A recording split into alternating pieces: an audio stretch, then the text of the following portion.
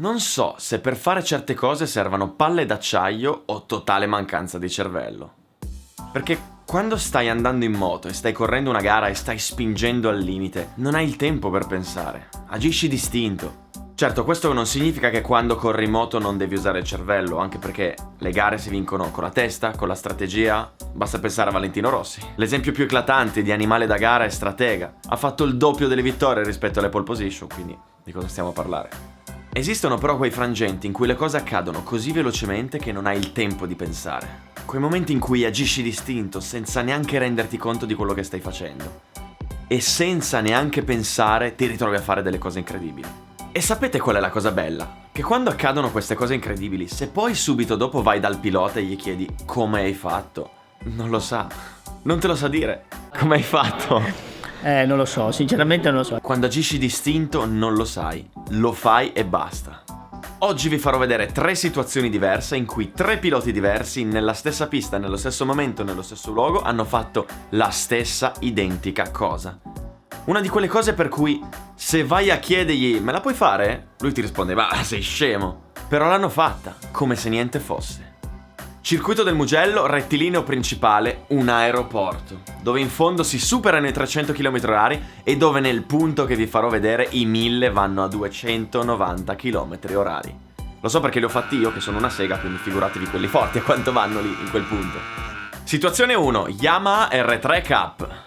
Ok, cancellate la parte in cui all'inizio dicevo che bisogna usare il cervello in moto, perché questi proprio la testa non la usano. Esatto. Oh! Oddio, troppi forse. Oh, fiancati, guarda qua. Altro che ventaglio, vabbè che Guarda fa che caldo, roba! ragazzi. Busto! Mamma Dentro! mia. Oh, oddio! che su- Hanno proprio, vedete, hanno un tastino qua dietro, no? Che mettono su off prima della gara e staccano il cervello. Cioè qui si vedono proprio dei sorpassi da straccio di licenza. Però dai, perdonateli, anche perché se pensiamo a quello che facevamo noi quando avevamo 16 anni, forse c'è da... Tornando a noi, il pilota in questione si chiama Giovanni Grianti, numero 52, e sta lottando per la vittoria insieme ad altri 5 piloti, Matturro, Tonassi, Bernardi, De Luca e Arcangeli.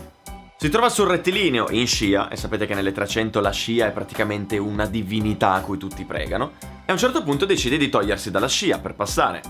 Il problema è che alla sua destra c'è l'erba, quindi non può andare sull'erba per passarli tutti quanti. Beh, che problema c'è? Guarda quanti sono ancora. Madonna! Oh! Non ci posso credere! Ma veramente? Quello che voglio farvi notare è che al di là del fatto che si è fatto 30 metri sull'erba, non l'ha spinto nessuno. Cioè lui di proposito ha detto adesso mi tolgo dalla scia e mi faccio tutto il rettilineo del Mugello sull'erba.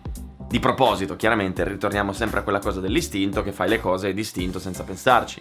Da notare anche che De Luca al suo fianco si gira e lo guarda della serie "oh, ma veramente?".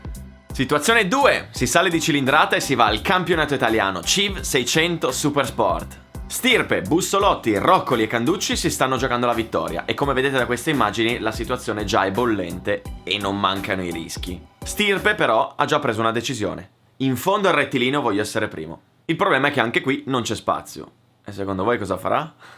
Con la Suzuki si fa vedere, si crea un gruppetto davanti con la MV e Stirpe, mamma mia che... Vi voglio far notare che in quel punto lì col 600 si è a 260 km/h. E sapete qual è la cosa incredibile? Che alla fine del rettilineo è anche arrivato primo. Ma vuoi vedere che sull'erba, dato che sai, è liscia, è viscida, è bagnata, hai meno attrito e quindi vai più forte? Situazione 3, si sale ancora di cilindrata. E poi basta perché oltre il 1000 non c'è più niente. Yamaha R1 Cup, gara del Mugello. Fabrizio Perotti che in qualifica ha fatto 1.52.2 con le Dunlop e Motostock. Si sta giocando la vittoria con Fabio Massei e naturalmente i due, essendo due fulminati nel cervello... La mia più grande paura è quando mi tolgo le mutande per mettermi il sottotuta e che c'è Perotti dietro. Ieri guardavo un video su Instagram di un gatto che era rinchiuso in una bottiglia. Ecco, rimanere rinchiuso in una bottiglia.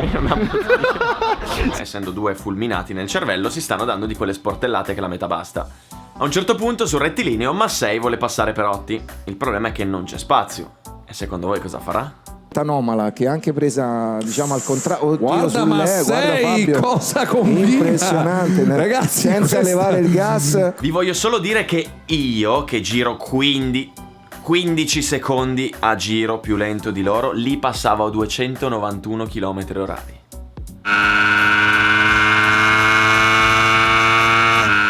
Questo, signori, è quello che si chiama istinto. Quando in situazioni estreme in cui non hai il tempo di pensare, fai cose folli, all'apparenza impossibili, riuscendo a farle e senza neanche sapere come hai fatto. Bene ragazzi, grazie per aver visto questo video. Come sempre iscrivetevi al canale, così quando escono dei video nuovi lo saprete. Ah, su Facebook, ho messo il link qua in descrizione, c'è questo post qua. Praticamente lì sotto potete scrivere un commento in cui mi fate una domanda e io quando posto nei video ci infilo una piccola rubrica dove rispondo ad alcune delle domande. Potete chiedermi quello che volete, non garantisco che risponderò, però voi chiedete. Martina è una ragazza, incredibile. Oh, una ragazza che mi segue. Record, ce n'è, però guardate i dati, 95%, 5%. Mi chiede come ti è venuta l'idea di Racebooking. L'idea di Racebooking mi è venuta con un mio amico, Cesare Manfredini, mentre eravamo in vacanza, in viaggio verso il mare, e inizialmente doveva essere un sito d'annunci. Poi vedete come le cose nel tempo evolvono. Sempre lei mi chiede quando hai mentalmente completato e portato a termine l'idea e come sei poi riuscito a realizzarla. Diciamo che io ho capito questa cosa, che finché hai la pappa pronta non ti sbatterai mai per realizzare qualcosa. Nel momento in cui sei messo male, veramente male, ti si scatena un istinto di sopravvivenza per cui trovi una soluzione a tutto. La faccio breve, poi farò un video che spiega tutto questo. Quell'anno ho vinto un talent show su Sky Sport per aspiranti piloti. Come premio mi hanno dato una macchina, l'ho venduta e così ho incassato la vendita della macchina, chi sia chissà che. Però mi hanno permesso di dire ok, adesso piglio, me ne vado di casa, vado a Milano, mi prendo una bettola in cui mi ficco dentro e vivo in uno scantinato e cerco di realizzare quest'idea. Con quei soldi quindi mi sono mantenuto qualche mese, ho comprato le telecamerine, mi sono mosso, ho trovato delle persone che mi hanno aiutato a entrare nel settore e da lì è nata Racebooking, quindi tutta l'attività che facciamo di gare di moto, insomma, è partita tutta da lì. Peppe mi chiede, a figa come stai messo? Ok, mettiamola così, dai 14 ai 22 non mi cagava nessuna, quindi adesso sto cercando di recuperare il tempo perso, ecco, mettiamola così. Daniele mi chiede, qual è secondo te la miglior tipologia di moto per allenarsi con la velocità, tenendo conto dei rapporti consumi, manutenzione e costi?